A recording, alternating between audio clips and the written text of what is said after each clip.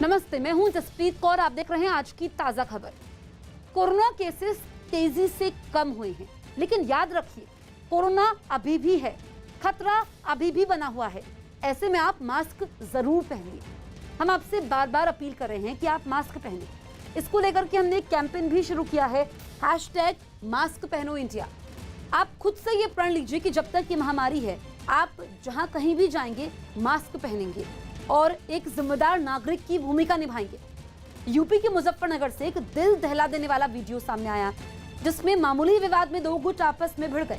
बताया गया कि इन दो गुटों के बीच वहां बन रहे एक मकान का छज्जा झगड़े की वजह बना, जिसके बाद दोनों गुट के बीच जमकर मारपीट हुई।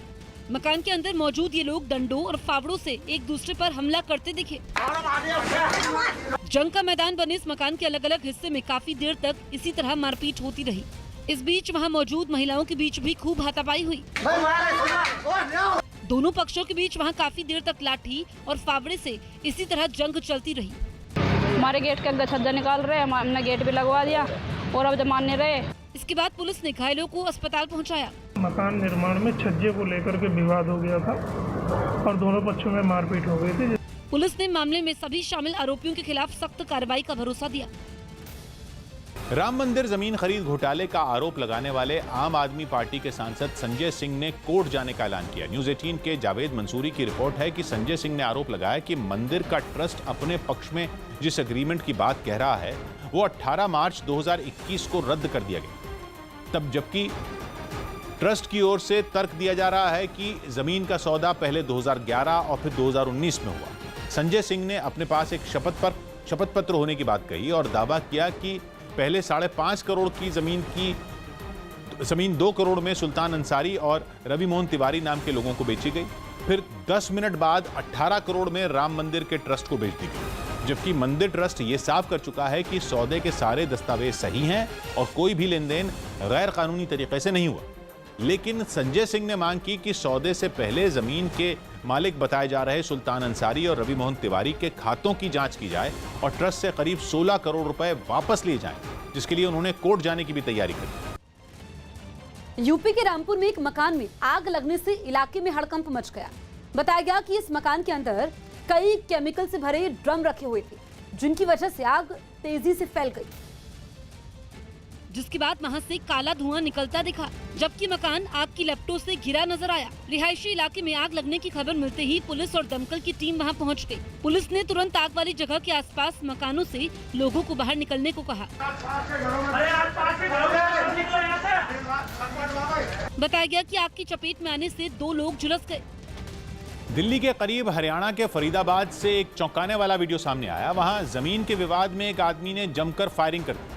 बताया गया कि वहां 2 सगे भाइयों के बीच जमीन की पैमाइश पर विवाद था, जिसकी वजह से दोनों भाइयों के बीच झड़प हो गई। इसी बीच एक भाई ने अपनी लाइसेंसी पिस्तौल निकाली और दूसरे पक्ष के लोगों को धमकाने लगा। उसने पिस्तौल सामने खड़े लोगों की तरफ तान दी। इस दौरान कुछ लोगों ने उसे पकड़ने की कोशिश की, लेकिन उसने हवा में गोलियां चलानी शुरू कर दी। उसने हवा में कई गोलियां दागी। गोलियां चलते ही वहां हड़कंप मच गया। हालांकि किसी तरह उस आदमी को खींचकर वहां से दूर हटाया गया। बाद में वो वहां से फरार हो गया। जमीन की पैमाइश को लेकर उनका आपस में झगड़ा हुआ है। हालांकि पुलिस ने वीडियो के आधार पर मामला दर्ज कर आरोपी की तलाश शुरू कर दी। हुआ है तो निश्चित रूप से पुजारी को नोटिस जारी करके उनसे जवाब मांगा जाएगा। मध्य प्रदेश के भिंड में शादी के नाम पर ठगी करने वाले एक नाइजीरियाई नागरिक समेत 5 लोगों को गिरफ्तार किया गया। आरोप है कि ये लोग शादी के लिए मैट्रिमोनियल यानी रिश्ते तय करवाने वाली वेबसाइट पर अपना फर्जी प्रोफाइल डालकर लोगों को चूना लगाते थे। 16 लोगों की टीम। यूपी के आगरा से एक हैरान करने वाला वीडियो सामने आया, जिसमें एक आदमी पर कुछ कुत्तों के ऊपर मोटरसाइकिल चढ़ाने का आरोप लगा। इस बाइक सवार की हरकत से वहां सड़क पर बैठे 2 कुत्तों की मौत हो गई, जिन्हें इसने बड़ी बेरहमी से कुचला था। बाइक पर सवार इस आदमी ने पहले सड़क के बीच खड़े कुत्ते को अपना निशाना बनाया और उसे रौंदता हुआ तेजी से निकल गया। दर्द की वजह से वो घायल कुत्ता बीच सड़क पर काफी देर तक छटपटाता रहा। इस बीच दूसरे कुत्ते भी वहां जमा हो गए, लेकिन तभी ये बाइक सवार फिर उन्हें निशाना बनाता हुआ वहां से गुजरा। बताया गया कि बाइक से कुचले जाने की वजह से 2 कुत्तों की मौत हो गई, जबकि आरोपी वहां से फरार हो गया।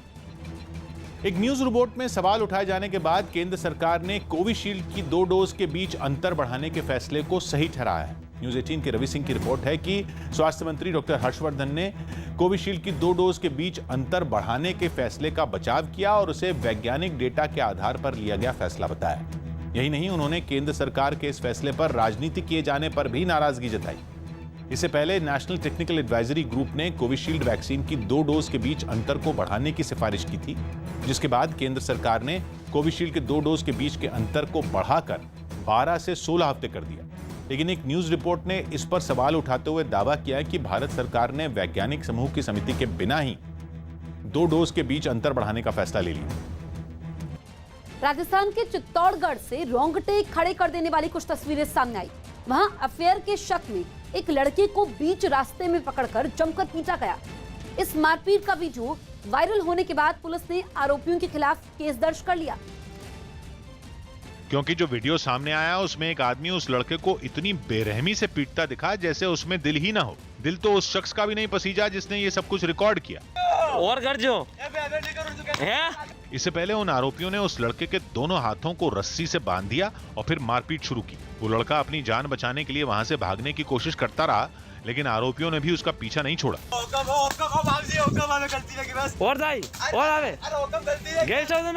मारपीट करने वाला शख्स लगातार उसकी डंडे से पिटाई करता रहा। शरीर का ऐसा कोई हिस्सा नहीं बचा जिस पर उस आदमी ने वार न किया हो। उसने सबसे ज्यादा उस लड़के के पैरों पर मारा, कभी घुटने, कभी तिल्लियां तो कभी तलवे।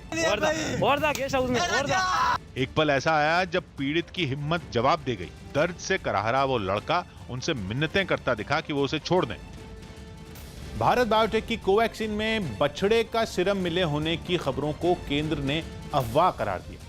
न्यूज 18 के रवि सिंह की रिपोर्ट है कि केंद्र सरकार ने कोवैक्सीन में नवजात बछड़े के सीरम के इस्तेमाल की खबरों को भ्रम फैलाने वाला बताया और सोशल मीडिया पर चल रही इस तरह की बातों को अफवाह करार दिया। स्वास्थ्य मंत्रालय ने एक बयान जारी कर साफ किया कि कोवैक्सीन में बछड़े के सीरम का इस्तेमाल नहीं किया गया। असल में इस मुद्दे पर कांग्रेस की सोशल मीडिया टीम के नेशनल कोऑर्डिनेटर गौरव पांधी ने एक ट्वीट किया था, जिसमें उन्होंने एक आरटीआई का हवाला देते हुए दावा किया था कि कोवैक्सीन में बछड़े के सीरम का इस्तेमाल किया गया है, जिसके बाद बीजेपी ने कांग्रेस पर तथ्यों को तोड़ मरोड़ कर पेश करने का आरोप लगा दिया। जिस प्रकार का भ्रम कोवैक्सीन को लेकर आज कांग्रेस पार्टी ने सोशल मीडिया और प्रेस कॉन्फ्रेंस करके उनके प्रवक्ता ने फैलाया है, ये महापाप है। पंजाब के नेता इन दिनों एक ऐसे आदमी से परेशान है जो खुद को प्रशांत किशोर बताता है। दावा किया जा रहा है कि ये नेताओं को फोन कर उन्हें टिकट दिलाने के नाम पर मोटी रकम मांग रहा है। पंजाब में एक नकली प्रशांत किशोर ने कांग्रेस नेताओं की नाक में दम किया हुआ है। बताया जा रहा है कि प्रशांत किशोर की आवाज निकालने वाला शख्स कांग्रेस नेताओं को फोन करता है और अगले विधानसभा चुनाव में टिकट दिलवाने की एवज में मोटी रकम की मांग करता है। साथ ही कैप्टन अमरिंदर सिंह के खिलाफ विधायकों को भड़का भी रहा है। बताया जा रहा है कि ये विधायकों को कैप्टन अमरिंदर सिंह के खिलाफ बयान देने को भी कहता है। रणनीतिकार प्रशांत किशोर इस समय पंजाब के सीएम कैप्टन अमरिंदर सिंह के प्रमुख सलाहकार हैं। बीते एक हफ्ते में एक शख्स पीके की आवाज में लुधियाना के कांग्रेस नेताओं को फोन कर रहा है। जनप्रतिनिधियों को फोन करके ये शख्स खुद को पीके बताता है। नेताओं से कहता है कि पैसे देने पर वो विधानसभा टिकट दिला देगा।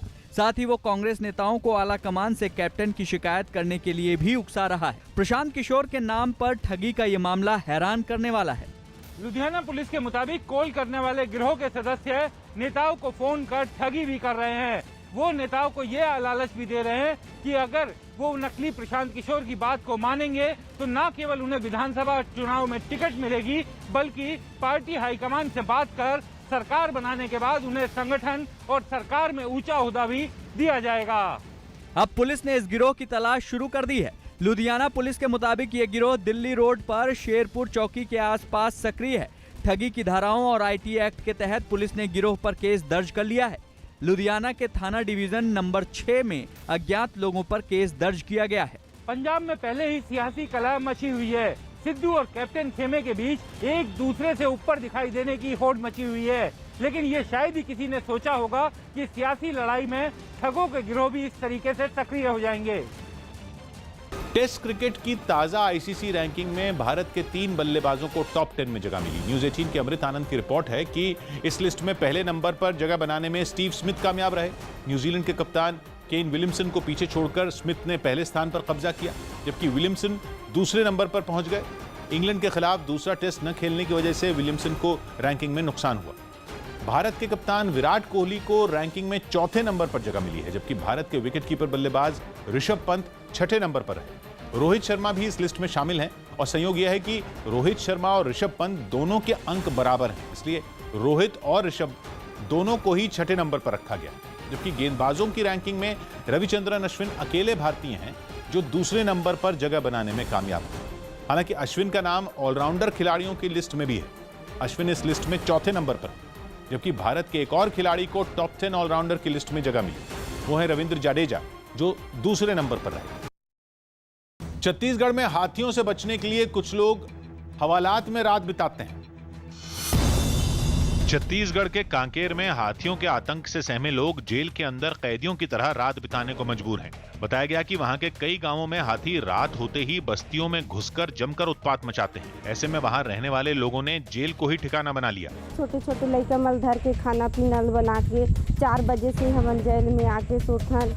आंकड़ों के मुताबिक छत्तीसगढ़ में पिछले 5 साल में हाथियों के हमले में 350 से ज्यादा लोग मारे जा चुके हैं। हालांकि सरकार ने हाथियों से लोगों को सुरक्षित रखने का भरोसा दिया। पुराने जो उनके रूट रहे होंगे तो वहां से गुजरते हैं, अब वो किस दिशा में आगे बढ़ते हैं वो देखने की बात है। जम्मू कश्मीर के नौगाम में सुरक्षा बल ने मुठभेड़ में एक आतंकी को मार गिराया। इसके पास से कुछ हथियार और विस्फोटक भी बरामद किए गए। पश्चिम बंगाल के मुर्शिदाबाद और कल्याणी में पीएम केयर्स फंड से कुछ समय के लिए 2 टेम्पररी अस्पताल बनाए जाएंगे। केंद्र सरकार ने डीआरडीओ को इसकी जिम्मेदारी सौंपी। मुंबई के गोरेगांव के एक रिहायशी इलाके में तेंदुआ दिखाई दिया, जिससे वहां लोगों में हड़कंप मच गया। मुंबई में हाईवे पर मछलियों से भरी एक गाड़ी पलटने से वहां कुछ देर के लिए अफरा तफरी मच गई, क्योंकि गाड़ी के पलटते ही उसमें भरी हुई मछलियां वहां आसपास बिखर गई, जिन्हें लूटने के लिए लोगों में होड़ मच गई। हाईवे पर पलटी हुई गाड़ी के चारों तरफ काफी मछलियां तड़पती दिखी, जबकि वहां पहुंचे कुछ लोग इन मछलियों को अपने थैलों में भरते नजर आए। इसके बाद वहां पहुंची पुलिस और दमकल की गाड़ियों ने मोर्चा संभाला। पुलिस ने वहां लगा जैम खुलवाया तो दमकल की गाड़ियों ने पानी की तेज बौछार से सड़क की धुलाई की। इसके बाद पुलिस हादसे का शिकार हुई गाड़ी और उसमें बची मछलियों को वहां से ले गई। इटली के सिसिली से डरा देने वाली तस्वीरें सामने आई, जहां माउंट एतना ज्वालामुखी से एक बार फिर लावे का फव्वारा निकलता दिखा। यूरोप के सबसे सक्रिय ज्वालामुखियों में एक माउंट एतना में पिछले कुछ महीनों में कई धमाके हो चुके हैं, लेकिन इस बार के धमाके के साथ यह ज्वालामुखी काफी तेजी से खौलता हुआ लावा फेंकता नजर आया, जिससे आसपास के इलाकों में दहशत फैल गई। सामने आई तस्वीरों में रात के अंधेरे में इससे आग की लपटों के साथ चिंगारी भी निकलती दिखी। साथ ही ज्वालामुखी से उठते घने धुएं से पूरा आसमान लाल नजर आया। वहीं इससे निकलता लावा कई फीट ऊपर की तरफ उठता दिखा, जो कुछ किलोमीटर दूर शहर के रिहायशी इलाकों से भी साफ नजर आया। यूपी के महोबा से डरा देने वाली कुछ तस्वीरें सामने आई। वहां हाईवे पर 2 ट्रकों के बीच जोरदार टक्कर हो गई, जिसके बाद उन दोनों ट्रकों में आग लग गई। इस हादसे में 2 लोगों की झुलसने से मौत हो गई, क्योंकि दोनों ट्रकों में आमने सामने की टक्कर के बाद भीषण आग लगी। इससे पहले कि वो लोग कुछ समझ पाते, लपटों ने उन्हें घेर लिया। इस हादसे में वो अपनी जान से हाथ धो बैठे। जैसे ही इस हादसे की जानकारी पुलिस को मिली, कुछ ही देर में पुलिस वाले वहां पहुंचे और दमकल कर्मियों की मदद से दोनों शवों को बाहर निकाला। साथ ही एक आदमी को गंभीर हालत में अस्पताल में भर्ती करवाया। दिल्ली के पास गाजियाबाद में बुजुर्ग की पिटाई के मामले में केंद्र सरकार ने ट्विटर को चेतावनी दी, जिसके बाद उसकी मुश्किलें बढ़ सकती हैं। न्यूज़ 18 के विक्रांत यादव की रिपोर्ट है कि इस मामले में धार्मिक भावनाएं भड़काने के आरोप में ट्विटर समेत 9 लोगों पर एफआईआर दर्ज की गई। आरोप है कि ट्विटर पर बुजुर्ग से मारपीट का जो वीडियो शेयर किया गया, उसमें गलत जानकारी दी गई, जिसकी शिकायत मिलने के बावजूद ट्विटर ने उसे नहीं हटाया, जिसके बाद केंद्र सरकार ने भी इस मामले में सख्ती दिखाई। खबर है कि नए आईटी नियमों का पालन नहीं करने की वजह से ट्विटर को अब लीगल इम्यूनिटी नहीं मिलेगी, यानी कि अगर कोई भी यूजर उस पर भड़काऊ या गैर कानूनी ट्वीट करेगा तो ट्विटर के खिलाफ कानूनी कार्रवाई हो सकती है।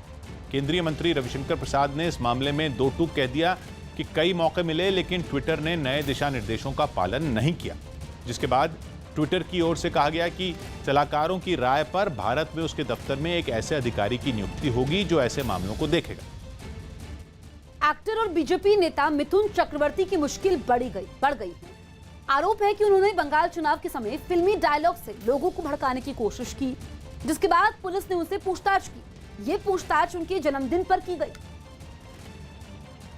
किसी का जन्मदिन हो तो बधाई संदेशों का तांता लग जाता है, और अगर ये जन्मदिन किसी बड़ी हस्ती का हो फिर तो उत्सव जैसा माहौल बन जाता है। लेकिन बंगाल में बीजेपी नेता और फिल्म स्टार मिथुन चक्रवर्ती का ये बर्थडे बिल्कुल अलग रहा, क्योंकि जन्मदिन की सुबह ही कोलकाता पुलिस ने उनसे पूछताछ की। ये पूछताछ विधानसभा चुनाव के दौरान दिए गए एक विवादास्पद भाषण को लेकर थी। आरोप है कि इस भाषण के एक अंश से बंगाल हिंसा को बढ़ावा मिला है। हालांकि मिथुन चक्रवर्ती का बीजेपी के मंच से दिए उस भाषण का वो हिस्सा फिल्मी डायलॉग था, लेकिन रियल लाइफ में ताली बटोरने वाली उन पंक्तियों ने रियल लाइफ में ताली तो जरूर बटोरी, लेकिन आने वाले दिनों के लिए मुसीबत भी छोड़ गई। आमी जल ढोड़ाओ नई, बेले बोड़ाओ नई, आमी एकटा कोबरा। कभी लेफ्ट में रहे मिथुन चक्रवर्ती तृणमूल कांग्रेस से होते हुए बीते विधानसभा चुनाव में बीजेपी में शामिल हो गए। मार्च महीने के पहले हफ्ते में कोलकाता के ब्रिगेड ग्राउंड पर मिथुन ने बीजेपी का झंडा थामा और कार्यकर्ताओं का जोश बढ़ाने के लिए फिल्मी डायलॉग से हुंकार भरने की कोशिश की। इस दौरान मिथुन चक्रवर्ती ने कई फिल्मी डायलॉग बोले। उन्होंने कहा कि मैं कोबरा हूँ, कोई हक छीनेगा तो खड़ा हो जाऊंगा। इसके बाद उन्होंने कहा कि ये डायलॉग पुराना हो गया है, अब नया डायलॉग है। मैं पानी का सांप नहीं हूँ, मैं कोबरा हूँ, दंश मारने से काम तमाम हो जाएगा। आमी जल ढोड़ाओ नई, बेले बोड़ाओ नई, आमी एकटा कोबरा, गोखरो आमी।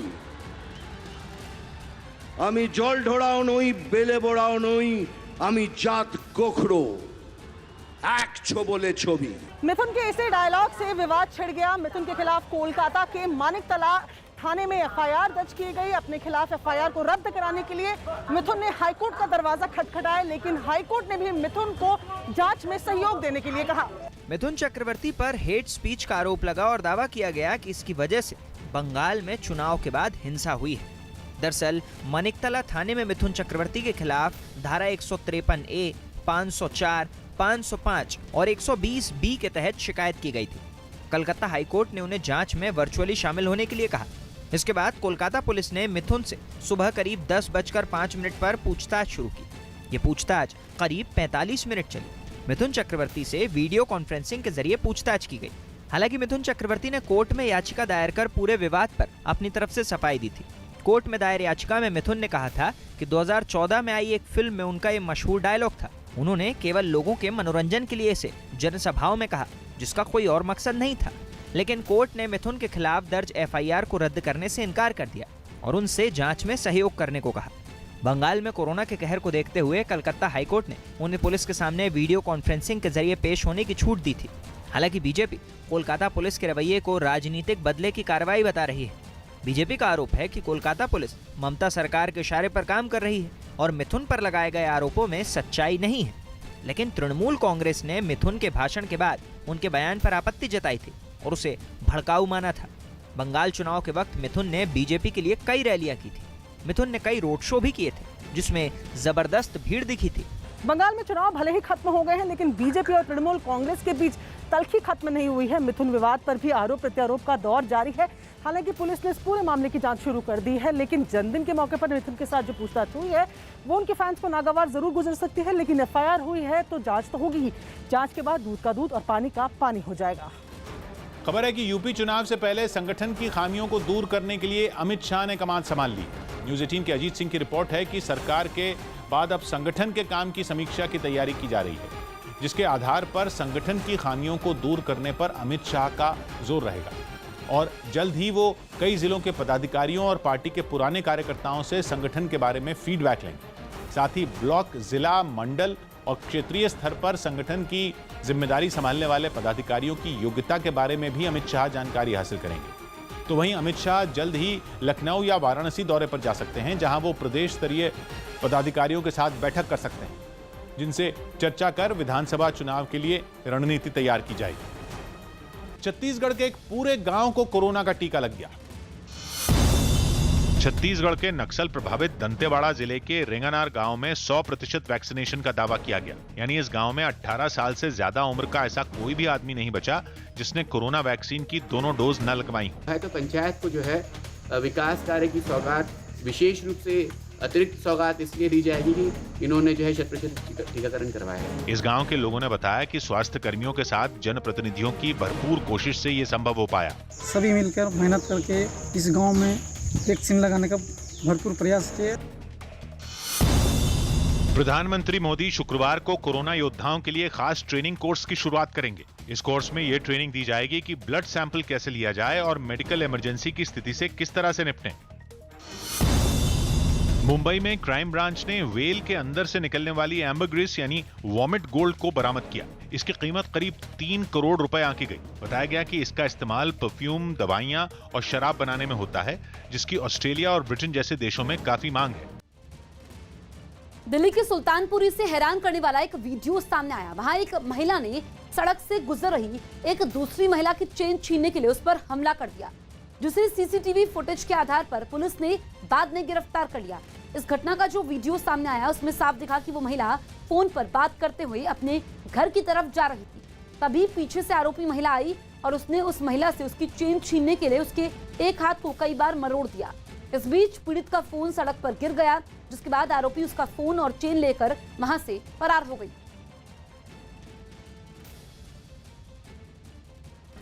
अमेरिका के न्यूयॉर्क में 70% आबादी को वैक्सीन की कम से कम एक डोज मिलने की खबर के बाद वहां जश्न का माहौल में देखने को मिला।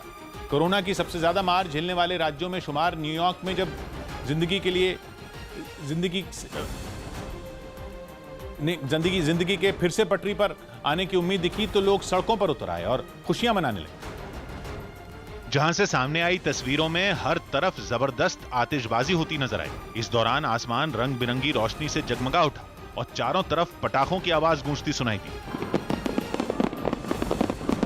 आसमान में हो रही आतिशबाजी देखने पहुंचे लोग इसका खूब आनंद उठाते नजर आए। ऐसा ही खूबसूरत नजारा वहां के मशहूर नायग्रा फॉल्स पर भी देखा गया, जहां पानी के ऊपर आतिशबाजी से जगमग आसमान ने लोगों का खूब ध्यान खींचा।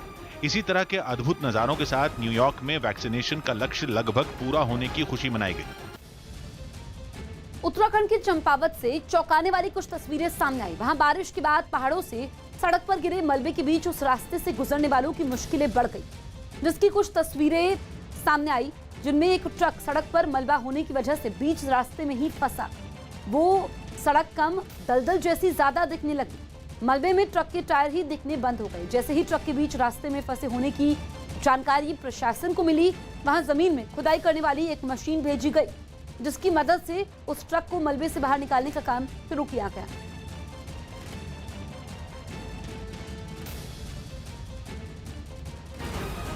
उत्तर अमेरिकी देश मेक्सिको से डराने वाली तस्वीरें सामने आई।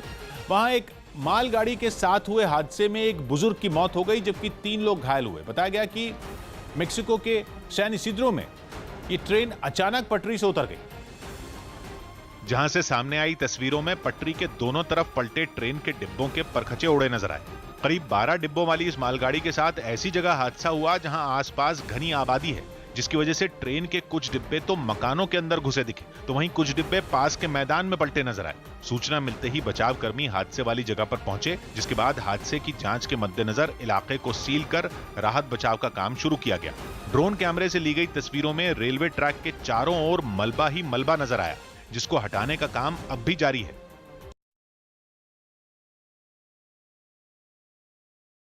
दिग्गज फुटबॉलर क्रिस्टियानो रोनाल्डो की एक प्रेस कॉन्फ्रेंस के चंद सेकंड कोल्ड ड्रिंक बनाने वाली कंपनी कोका कोला को हजारों करोड़ रुपए के नुकसान की वजह बन गई। यूरो कप के एक मैच से पहले प्रेस कॉन्फ्रेंस कर रहे थे, लेकिन मेज पर रखी कोल्ड ड्रिंक की बोतल को देखते ही उन्होंने नाराजगी जताई और बोतलों को मेज से हटा दिया। फिर पानी की बोतल उठाई और उनके चेहरे पर मुस्कान आ गई। रोनाल्डो अपनी सेहत और खाने पीने के लिए बेहद सावधान रहने के लिए जाने जाते हैं।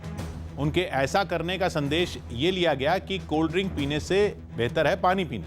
लेकिन इस घटना का वीडियो सोशल मीडिया पर वायरल हो गया, जिसका नुकसान कोका कोला को हुआ, क्योंकि इस घटना के बाद कोका कोला के शेयरों में 1.5% से ज्यादा की गिरावट दर्ज की गई। शेयरों में आई गिरावट की वजह से कंपनी की मार्केट वैल्यू पर भी खराब असर पड़ा, जो कि करीब $4 बिलियन घट गई, यानी भारतीय रुपयों के हिसाब से करीब 29,000 करोड़ रुपए कम हो। भारी बारिश के कारण झारखंड में एक पुल ढह गया। झारखंड के पलामू जिले में अमानत नदी पर बनाया जा रहा एक पुल धंस गया। इस घटना के बाद प्रशासन के कुछ अधिकारी और उस इलाके के विधायक वहां पहुंचे। वो ये जानने में जुट गए कि ऐसा क्यों हुआ। इस पुल को बना रहे ठेकेदार पर आरोप है कि उसने मनाही के बावजूद बारिश के दौरान भी पुल बनाने का काम जारी रखा, जिस वजह से ये घटना घटी। वे इन्फॉर्मेशन नहीं देता है और अपना काम कर देता है। करेंगे, विभाग को रिपोर्ट करेंगे। इस हादसे के बाद वहां पहुंचे बीजेपी विधायक भी इस पुल को बनाने वाले के काम से नाखुश दिखे। कोई लेना देना नहीं है, ये मनमानी का हद है यहाँ पर। मुंबई के मलाड और गोरेगांव इलाके में छापा मारकर काफी मात्रा में मिलावटी दूध बरामद किया गया। इस मामले में 3 आरोपियों को गिरफ्तार किया गया। इल्जाम है कि ये लोग नामी कंपनियों की दूध की थैलियों से पहले दूध निकाल लेते थे और फिर उसमें पानी की मिलावट कर देते थे। उज्जैन के महाकाल मंदिर में एक पुजारी पर श्रद्धालु के कहने पर मिर्च और कुछ सब्जियां शिवलिंग के ऊपर चढ़ाने का आरोप लगा। ये मामला सामने आने के बाद कलेक्टर ने जांच के आदेश दे दिए और साफ किया कि वहां परंपरा के हिसाब से ही पूजा होनी चाहिए। का उल्लंघन हुआ है तो निश्चित रूप से पुजारी को नोटिस जारी करके उनसे जवाब मांगा जाएगा। मध्य प्रदेश के भिंड में शादी के नाम पर ठगी करने वाले एक नाइजीरियाई नागरिक समेत 5 लोगों को गिरफ्तार किया गया। आरोप है कि ये लोग शादी के लिए मैट्रिमोनियल यानी रिश्ते तय करवाने वाली वेबसाइट पर अपना फर्जी प्रोफाइल डालकर लोगों को चूना लगाते थे। 16 लोगों की टीम ने लगभग 5 राज्यों का पिछले 10 दिनों में जगह जगह रेड किया है और उसके बाद से ये सफलता मिली है। यूरो कप फुटबॉल टूर्नामेंट में पुर्तगाल ने जीत से शुरुआत की। उसने एक मुकाबले में हंगरी को 3-0 से हरा दिया। इसी मैच में पुर्तगाल की ओर से क्रिस्टियानो रोनाल्डो ने 2 गोल दागे और एक रिकॉर्ड भी बनाया। वो अब यूरो कप में 10 गोल करने वाले पहले खिलाड़ी बन गए। यूपी की राजधानी लखनऊ से हैरान करने वाली कुछ तस्वीरें सामने आई। वहां समाजवादी पार्टी के दफ्तर के बाहर जिला पंचायत अध्यक्ष के चुनाव के मुद्दे पर नेताओं और कार्यकर्ताओं की भारी भीड़ जुटी, लेकिन इस भीड़ में कोरोना नियमों की धज्जियां उड़ा दी गई। वहां किसी ने भी सोशल डिस्टेंसिंग के नियम का पालन करना जरूरी नहीं समझा। कई लोग तो बिना मास्क के ही वहां घूमते दिखाई दिए, जबकि कुछ लोगों ने मास्क सही ढंग से नहीं लगाया। पार्टी के बड़े नेताओं से मिलने के लिए ये लोग इसी तरह वहां कई घंटों तक इंतजार करते रहे। पाकिस्तान की साजिश का पर्दाफाश हुआ है। कोरोना संकट के समय भारत की मदद के नाम पर पाकिस्तानी संगठनों ने जो पैसा जुटाया था, उन्हें आतंकी संगठनों को दान में दे दिया। एक रिपोर्ट में कहा गया है कि अमेरिका में पाकिस्तान से जुड़े चैरिटी संगठनों ने कोरोना से निपटने में भारत की मदद के लिए करोड़ों डॉलर जुटाए थे। एक कहावत है, चोर चोरी से जाए, हेरा फेरी से न जाए। ये कहावत अमेरिका में रह रहे पाकिस्तानियों पर एकदम सटीक बैठती है, क्योंकि वो अमेरिका तो चले गए लेकिन हिंदुस्तान के खिलाफ नफरत की फितरत अब भी नहीं गई। न्यूज़ 18 को मिली एक्सक्लूसिव जानकारी के मुताबिक कोरोना संकट के समय पाकिस्तान में चैरिटी से जुड़े अमेरिका स्थित कुछ संगठनों ने हिंदुस्तान की मदद के नाम पर लाखों डॉलर इकट्ठा किए, लेकिन ये पैसा हिंदुस्तान भेजने की बजाय उन्होंने पाकिस्तान स्थित चरमपंथी समूहों को भेज दिया। जाहिर है भारत की मदद के नाम पर मिली इस रकम का इस्तेमाल पाकिस्तानी चैरिटी संगठनों ने भारत में आतंकी हमला करवाने, दंगा भड़काने की कोशिशों के लिए किया। अमेरिका में रहने वाले पाकिस्तानियों की इस गंदी हरकत का खुलासा अमेरिका की डिसइंफो लैब ने किया है, जिसे कोरोना घोटाला 2021 नाम दिया गया है। इस रिपोर्ट के मुताबिक एक अमेरिकी पाकिस्तानी ने हेल्प इंडिया ब्रेथ नाम के एक प्रोजेक्ट बनाया और दुनिया भर के लोगों से मदद की अपील की। मदद की अपील करने वाले इस अमेरिकी पाकिस्तानी का नाम है इस्माइल मेहर, जो कि IMANA यानी Islamic medical association of north America नाम से एक संगठन चलाता है, जिसका काम मदद की आड़ में भारत के खिलाफ साजिशें रचना है। इस्माइल मेहर की संस्था ने 27 अप्रैल 2021 को हेल्प इंडिया ब्रीथ नाम का एक इंस्टाग्राम कैंपेन चलाया और शुरुआती चंदे का लक्ष्य 1.8 करोड़ रखा। डिसइंफो लैब की रिपोर्ट के मुताबिक इमाना ने भारत की मदद करने के नाम पर बहुत कम वक्त में ही काफी ज्यादा रकम जमा कर ली। जब इस संगठन को लगने लगा कि भारत के नाम पर इसे बड़ी रकम मिल रही है, तो इसने अपना लक्ष्य बढ़ा दिया। डिसइंफो लैब की रिपोर्ट के मुताबिक इमाना संस्था को भारत की मदद के नाम पर $1 लाख प्रति घंटे की मदद मिल रही थी और रिपोर्ट के मुताबिक इस संस्था ने भारत की मदद करने के नाम पर दुनिया भर से 30 करोड़ से 158 करोड़ रुपए वसूल लिए। अमेरिका की डिसइंफो लैब ने इसे मानवता के इतिहास में पाकिस्तानी संगठन का सबसे बुरा घोटाला बताया, जिसमें पाकिस्तान के संगठन ने हेल्प इंडिया ब्रीथ के नाम पर लाखों डॉलर का चंदा वसूला, जिसे बाद में उसने पाकिस्तान के आतंकी संगठनों को दे दिया। एक तरफ भारत कोरोना की दूसरी लहर से जूझ रहा था, लोग घर और अस्पतालों में परेशान थे, लोग ऑक्सीजन की किल्लत से जूझ रहे थे। दुनिया भर के देश भारत की मदद के लिए सामने आ रहे थे, तो दूसरी तरफ पाकिस्तानी संस्था ने भारत की मदद के नाम पर लाखों डॉलर चंदा वसूल कर चुरा लिया। ऐसा तब हुआ जब ईमाना नाम की संस्था का भारत में एक भी ब्रांच नहीं, न ही कोई ऑफिस है और न ही इस संगठन के एक भी कार्यकर्ता भारत में मौजूद है। लेकिन इस संगठन ने भारत की मदद के नाम पर काफी आक्रामक तरीके से दुनिया भर के लोगों से अपील कर पैसे ठगे और उन्हें आतंकी संगठनों को दे दिया। नेक दिल लोगों को झांसा देने के लिए संस्था ने कई संदिग्ध दावे किए। ईमाना के चेयरमैन डॉक्टर इस्माइल मेहर ने दावा किया कि उन्होंने 7 मई को 8 लाख अमेरिकी डॉलर के चिकित्सा उपकरण खरीद कर भारत भेजे। इनमें से 1 lakh nasal cannulas, 40,000 non breather mask, 450 oxygen concentrator शामिल थे। लेकिन सच तो यह है कि ये उपकरण कभी भारत पहुंचे ही नहीं। इस संगठन के झूठे दावों की लंबी लिस्ट है। इस्माइल मेहर के मुताबिक उनकी संस्था ने दिल्ली में ऑक्सीजन भेजने के लिए एयर इंडिया के साथ समझौता किया था। इसके अलावा भारत की मदद करने के लिए उसने जमीनी स्तर पर लोगों का संगठन तैयार किया जो लगातार भारत में लोगों की मदद कर रहा है। इस संस्था ने दावा किया कि उसने जो भारत में संगठन बनाया है उसमें हिंदू और सिख कार्यकर्ता भी शामिल हैं। इसके साथ ही इस संगठन ने DRDO और भारतीय कृषि मंत्रालय के साथ भी करार होने का झूठा दावा किया था। We have many volunteers, people who are from India, Hindus and Sikhs and whatnot. So we reached out to our membership and some of our strong members who have helped us plan missions before had contacts in India. The Disinfo Lab ने कहा है कि संस्था ने जितने भी दावे किए थे जांच में वो सब गलत पाए गए। द डिसइंफो लैब ने अपनी रिपोर्ट में खुलासा किया है कि इन संगठनों का पाकिस्तान स्थित आतंकी समूहों से करीबी रिश्ता है।